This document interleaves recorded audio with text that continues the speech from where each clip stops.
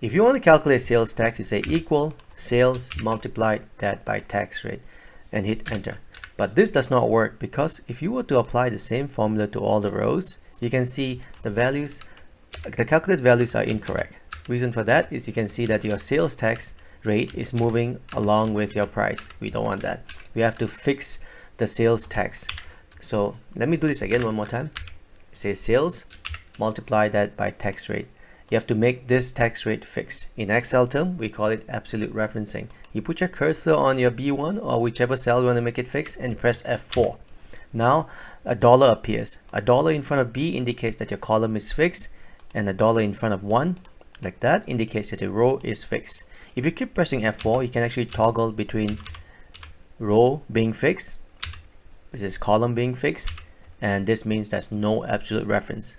So we're gonna make both row and column fixed and hit enter, or reference, absolute reference, and after that you apply to all the rows and you can see that your calculations looks correct now. You can see if you press F2, your tax rate or your red cell is fixed.